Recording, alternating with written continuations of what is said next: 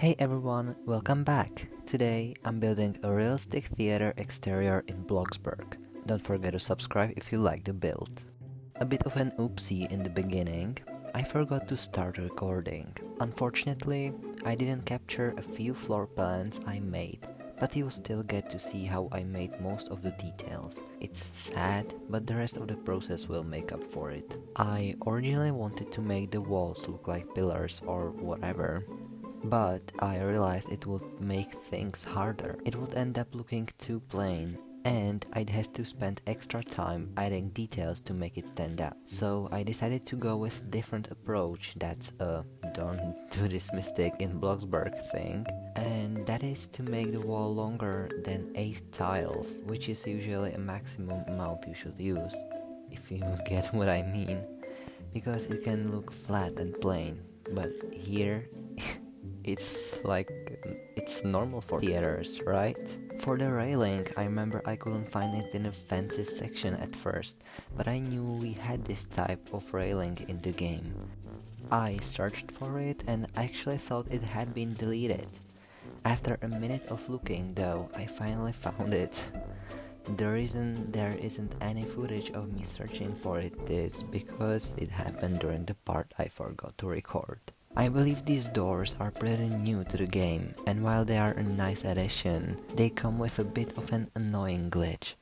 The problem is, when you place them, they actually remove a part of the wall. It's a bit frustrating, but luckily, I found a quick fix. I decided to use an arch to cover up the gap. I started working on this pillar-like sculpture, and let me tell you, it took quite a bit of time to get it just right. It definitely required a lot of patience and careful adjustments. Making everything symmetric wasn't easy at all.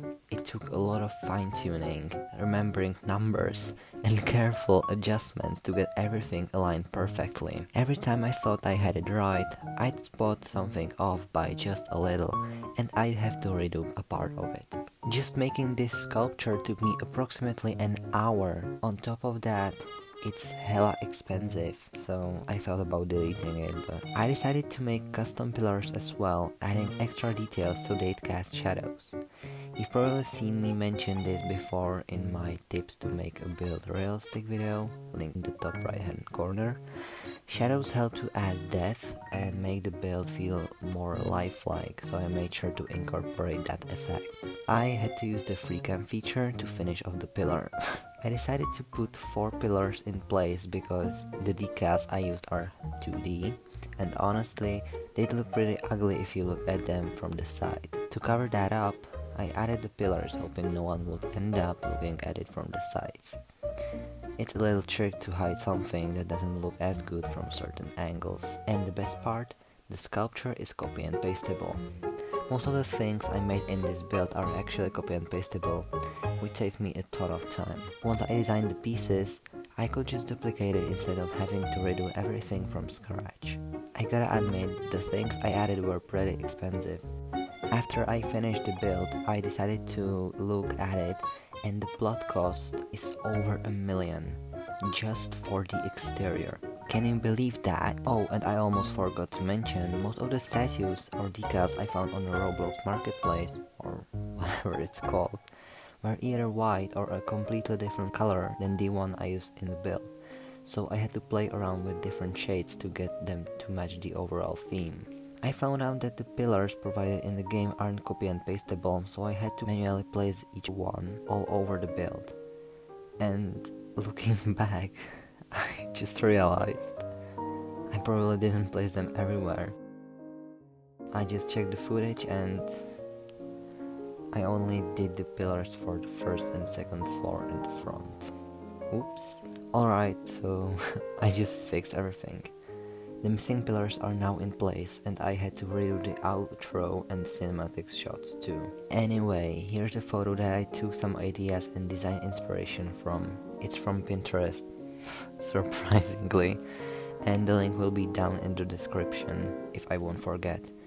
And here are a few pictures of the hotel from the previous video, because one of you requested that. Next, I started working on the windows and overall design for the 5th floor. The windows had to be smaller this time because I added a slanted roof. so I had to make the custom window from scratch. I also made sure to keep the gaps between the beams consistent so it wouldn't look weird or out of place. The design for these windows is actually pretty subtle, so if I need to lower the plot data later, this is definitely one area I can adjust without losing too much detail. The other parts where I could free up plot data are the sides and the back, because honestly, the most important areas are the front and the interior. Those are the parts that will be most visible and give the build its overall impact. I decided to put the full wall painting on the 5th floor, and then I went ahead and added it to the 3rd and 4th floor later on. Then I pulled up something that was originally a wall arch, but I transformed it into a window frame. It looks slightly off, but whatever. Sometimes you just have to work with what you've got. I'm too lazy to design my own decals. I played around with the design of the windows, experimenting with different shapes and placements to see what looked best, and I ended up with this design. You might have noticed that you can see through the windows, and yep, that's right. I put a basic shapes or structural block behind the windows and painted it black. I know I won't be using every single window, and it would look weird if you could see through them. So I just blocked them completely. If I ever need a see-through window later, I can always delete the cover. I know the whole point of a window is to look through it, but hey, this is more for aesthetic purposes. And then the thing that was quite annoying, and honestly always is, was duplicating. Yay!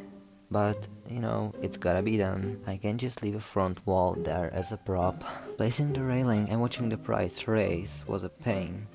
But honestly, copy and pasting the wall design was on another level. The cost kept climbing, and it took forever. I tried to put fewer windows and details on the sides to keep things simple. Since the focus is on the front and interior, I didn't want to waste too much space or budget on areas that will be as visible. And the last thing I did was decorate the front of the build. I added a few trees and some finishing touches. But later, I realized I made a mistake, which you can see right here. I planned to have a 3-tile gap between these planters, but I noticed this one has 4 tiles instead. I only realized it when filming the outro, where I saw that the lamp on the right side was closer to the center than the one on the left. Oop. So yeah, that's it for this build. Before I show you a few cinematic shots, I just wanna say that I'm really proud of how this turned out.